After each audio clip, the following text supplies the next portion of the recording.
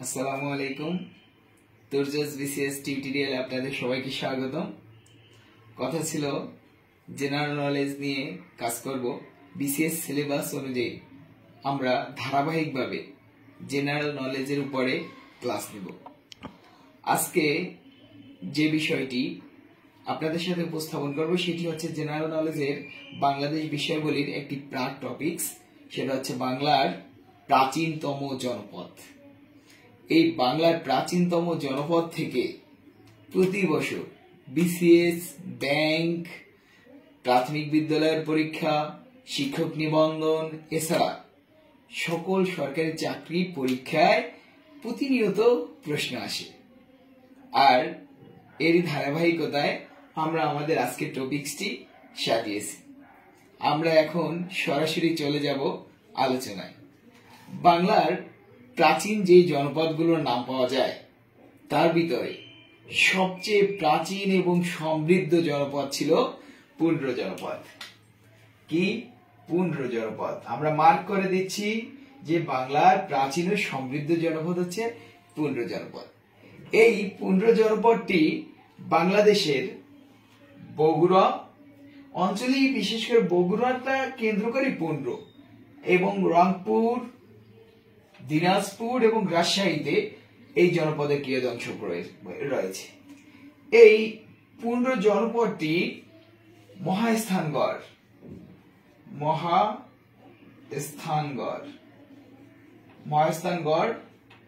নাম পরিচিত, বা এই পুন্ড্রের প্রাণকেন্দ্র হচ্ছে মহাস্থানগড়। আর এই পুন্ড্র জনপদের রাজধানী আমরা জানি পুন্ড্রবর্ধন। কি? পুন্ড্রবর্ধন।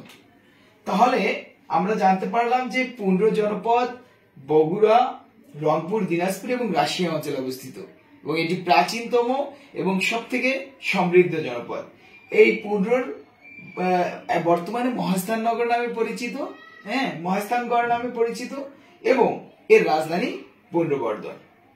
সুতরাং আমরা এখান থেকে প্রশ্ন আশা করতে পারি, প্রায় বিসিএস আসছে 41তম, 43তম, 36তম বিসিএস এসেছে যে বাংলার প্রাচীনতম জনপদ কোনটি? পুন্ড্র। তারপরে আমরা চলে যাই বরেন্দ্র জনপদ।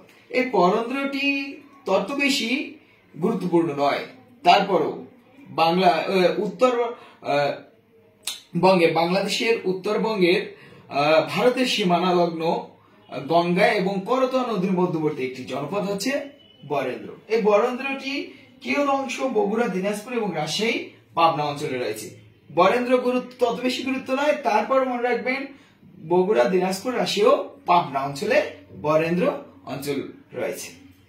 তারপর একটি অন্যতম গুরুত্বপূর্ণ জনপদ, সেটা কি? বঙ্গ জনপদ। এই বঙ্গ জনপদের নাম অনুসারেই বাংলার নামকরণ করা হয়েছে। এই বঙ্গ জনপদ আমরা আবুল ফজলের আইনে আকবরী গ্রন্থে জানতে পারি যে বঙ্গ যোগ আল, অর্থাৎ এইভাবেই বাঙ্গাল থেকে বাংলা নামকরণ হয়েছে। আর এই বঙ্গ জনপদটি গঙ্গা এবং ভাগীরথী, এখানে দেখেন, এখানে দেখিয়ে দিচ্ছি যে গঙ্গা, পরবর্তীতে ম্যাপে দেখিয়ে দিই আমি, গঙ্গা এবং ভাগীরথীর মধ্যবর্তী অঞ্চলটি বঙ্গ। আর এই বঙ্গ অঞ্চলটি বাংলাদেশের ফরিদপুর, বরিশাল, এখানে দেই ফরিদপুর, বরিশাল, পটুয়াখালী এবং ঢাকা, কুষ্টিয়া। আরেকটি অঞ্চল রয়েছে যে ময়মনসিংহের পশ্চিম অঞ্চল, ময়মনসিংহের পশ্চিম অঞ্চলও এই বঙ্গের অন্তর্ভুক্ত ছিল। বঙ্গ, ফরিদপুর, বরিশাল, পটুয়াখালী, ঢাকা, কুষ্টিয়া এবং ময়মনসিংহের পশ্চিম অঞ্চল বঙ্গ জনপদের অন্তর্ভুক্ত ছিল। তারপরে অন্যতম একটি জনপদ যেটা বঙ্গের পাশাপাশি হিসেবে একটি স্বাধীন জনপদ, স্বাধীন একটা রাজ্য হিসেবে তারা পরিচিত ছিল, সেটা হচ্ছে সমতট।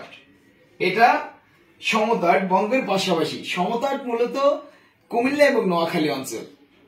কোথায়? কুমিল্লা এবং নোয়াখালী অঞ্চল জুড়ে এই সমতট অঞ্চলটি ছিল। এই সমতটের এখানে লিখি, এই সমতটের রাজধানী ছিল কুমিল্লার বড়কামতা। কি? বড় কামতা, বড় কামতা। সমতটের রাজধানী বড় কামতা ছিল। তারপরে আরেকটি জনপ্রিয় জনপদ, প্রাচীন বাংলার অন্যতম জনপ্রিয় জনপদ, যেটা বলছিলাম যে এরপরে প্রাচীন বাংলার আরেকটি জনপ্রিয় জনপদ হচ্ছে হরিকেল। কোনটি? হরিকেল। হরিকেল জনপদটি বাংলাদেশের সিলেট অঞ্চল, যার পূর্ব নাম কি? শ্রীহট্ট। এই সিলেট অঞ্চল এবং পার্বত্য চট্টগ্রাম। আপনারা কি পার্বত্য চট্টগ্রাম সম্পর্কে জানেন? পার্বত্য চট্টগ্রাম 3টি জেলা নিয়ে গঠিত। রাঙামাটি, কি কি? এখানে জায়গা সংকট, এখানে লিখে দিচ্ছি রাঙামাটি, বান্দরবান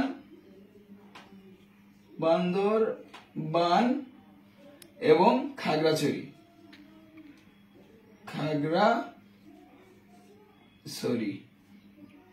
এই 3টি অঞ্চল নিয়ে কি? এই 3টি অঞ্চল হচ্ছে পার্বত্য চট্টগ্রাম। রাঙামাটি, বান্দরবান, খাগড়াছড়ি, পার্বত্য চট্টগ্রাম। তাহলে হরিকেল হলো সিলেট এবং পার্বত্য চট্টগ্রাম অঞ্চল নিয়ে হরিকেল জনপদ। এরপরে রয়েছে গৌড় জনপদ। এটি প্রাচীন ভারতের অন্যতম একটি গুরুত্বপূর্ণ জনপদ, যেটি বাংলাদেশের চাঁপাইনবাবগঞ্জ অঞ্চলে। কোথায়? বাংলাদেশের চাঁপাইনবাবগঞ্জ অঞ্চলে কিয়দংশ পড়েছে। এখানে দেখেন আমরা ম্যাপটা এঁকেছি, এটা হচ্ছে বাংলাদেশের চাঁপাইনবাবগঞ্জ। এখানে ফাইন্ড আউট করেছি এই অল্প একটু অংশ, শুধু গৌড়ের অল্প একটু অংশ চাঁপাইনবাবগঞ্জ, এই চাঁপাইনবাবগঞ্জ জেলায় পড়েছে। প্রায় প্রশ্ন হয়ে থাকে বাংলাদেশের কোন জেলায় গৌড় জনপদের অংশ বা চিহ্ন দেখা যায়? কোথায়? চাঁপাইনবাবগঞ্জ, এই চাঁপাইনবাবগঞ্জ জেলায়। তাহলে আমরা পেলাম। এছাড়া গৌড়টা মালদহ, মুর্শিদাবাদ এবং বীরভূম, ভারতের পশ্চিমবঙ্গে মালদহ, মুর্শিদাবাদ, বীরভূম রয়েছে। এটা বেশি ইম্পর্টেন্ট নয়, তবে ইম্পর্টেন্ট হচ্ছে গৌড় বাংলাদেশের কোন জেলায়? চাঁপাইনবাবগঞ্জ জেলায় অংশ বিশেষ রয়েছে। তারপরে আরেকটি গুরুত্বপূর্ণ জনপদ বা অঞ্চল, সেটি হচ্ছে চন্দ্রদ্বীপ। কোথায়? চন্দ্রদ্বীপ। আপনারা অনেকেই জানেন চন্দ্রদ্বীপ মূলত আমরা বলি প্রাচীন নাম বরিশালে, কিন্তু চন্দ্রদ্বীপ একটি ভৌগোলিক এলাকা চিহ্নিত করা হয়েছে। এই চন্দ্রদ্বীপের ভিতরে বিস্ময়কর ভাবে গোপালগঞ্জ, শরীয়তপুর, মাদারীপুর, ফরিদপুর, বৃহত্তর বরিশাল এবং পটুয়াখালী অঞ্চল, খুলনার কিয়দংশ, এই খুলনা এবং পিরোজপুরের কিয়দংশ, বাগেরহাটের কিয়দংশ চন্দ্রদ্বীপের ভিতরে অবস্থিত ছিল। তারপর আরেকটি জনপদ রয়েছে তাম্রলিপ্ত। এই তাম্রলিপ্ত ভারতের মেদিনীপুরে মূলত অবস্থিত এই তাম্রলিপ্ত। সুতরাং আমরা দেখলাম যে এই বাংলার প্রাচীন জনপদ সম্পর্কে ইনফরমেশন। তবে এবার ম্যাপের ভিতরে আমরা দেখে নেই যে পুন্ড্রটা, এই পুন্ড্রটা হচ্ছে দেখেন এখানে বাংলাদেশের এখান দিয়ে রাজশাহী, এখানে বগুড়া, এই উপরে এখান থেকে একটু দিনাজপুর পেয়েছে, আর এখানে দিনাজপুর এবং রাজশাহী অঞ্চল, রংপুর, এখানে রংপুর অঞ্চল, এই রংপুর অঞ্চল পেয়েছে পুন্ড্রর ভিতরে, পুন্ড্র। তারপরে দেখেন বরেন্দ্র, বরেন্দ্রটা হচ্ছে এই পাশ দিয়ে, ভারতের এই পাশ দিয়ে বরেন্দ্র অঞ্চলটা অবস্থিত। তারপরে আমরা গৌড় তো বললামই, চাঁপাইনবাবগঞ্জ জেলার কিয়দংশ এখানে রয়েছে গৌড়তে। বঙ্গ জনপদটি অনেক বড় একটি জনপদ। এখানে কুষ্টিয়া রয়েছে, কুষ্টিয়া, এখানে ময়মনসিংহের পশ্চিম অঞ্চল রয়েছে, এখানে ঢাকা রয়েছে, ঢাকা, এইদিকে এই খুলনা অঞ্চল, এই বরিশাল এবং পটুয়াখালী অঞ্চল, বরিশাল এবং পটুয়াখালী অঞ্চল কি বঙ্গ অঞ্চলের ভিতরে রয়েছে। তার পাশাপাশি যেই একটি স্বাধীন রাজ্য রয়েছিল, অঞ্চল রয়েছিল, সেটি সমতট। এই সমতটে এখানে এই অঞ্চলটা কুমিল্লা এবং নিচের দিকে এখান থেকে নোয়াখালী অঞ্চল এই সমতটের অন্তর্ভুক্ত। আর হরিকেল যেটি, এটি হচ্ছে এই দেখেন, এটা হচ্ছে সিলেট অঞ্চল, এই সিলেট অঞ্চল, এটা বাংলার উত্তর পূর্ব অংশ এবং এখান থেকে এই পার্বত্য চট্টগ্রাম অঞ্চল পর্যন্ত এখানেই রয়েছে রাঙামাটি, বান্দরবান এবং খাগড়াছড়ি। এই তাহলে হরিকেল জনপদটি হচ্ছে এখানে সিলেট এবং পার্বত্য চট্টগ্রাম অন্তর্ভুক্ত। আর যে আমরা চন্দ্রদ্বীপ দেখেছিলাম সেটা হচ্ছে এই দেখেন, এখানে বরিশাল, পটুয়াখালী, খুলনা অঞ্চল, এই দিকে গোপালগঞ্জ, বাগেরহাট, পিরোজপুর, এই অঞ্চলটা হচ্ছে মূলত চন্দ্রদ্বীপ ছিল। এই মোটামুটি আজকে আমরা জনপদ সম্পর্কে জানলাম।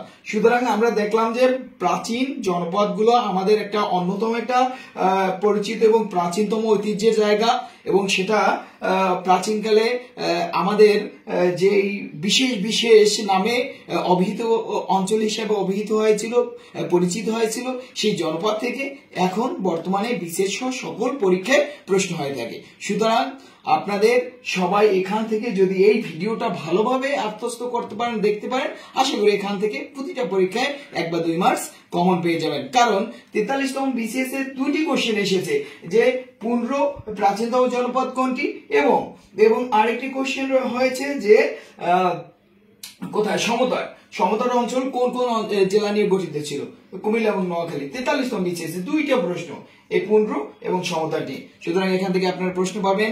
সবাইকে অসংখ্য ধন্যবাদ। আমার ভিডিওটি উপকারী মনে হলে তাহলে অবশ্যই আপনারা শেয়ার করবেন। আর আগামী দিনে এই যে টপিকস, জিকে টপিকস, এই যে টপিকস ভিত্তিক আমরা আলোচনা শুরু করেছি, ক্লাস নেওয়া শুরু করেছি, এটা ভবিষ্যতে কন্টিনিউ থাকবে। কিন্তু আমরা তো এখানে আপনাদের কাছে ওইরকম কোনো কিছু প্রত্যাশা করি না। প্রত্যাশা করি যে ভিডিওটি আপনারা শেয়ার দিবেন, আমার পেজে যারা পরিচিত চাকরি প্রার্থী আছে তাদেরকে ইনভাইট করবেন এবং ফলো করবেন। আপনাদের সবাইকে অসংখ্য ধন্যবাদ। আর আপনাদের সুস্বাস্থ্য কামনা করছি, শীঘ্রই ভালো চাকরি পান সেই প্রত্যাশা রাখি। আসসালামু আলাইকুম।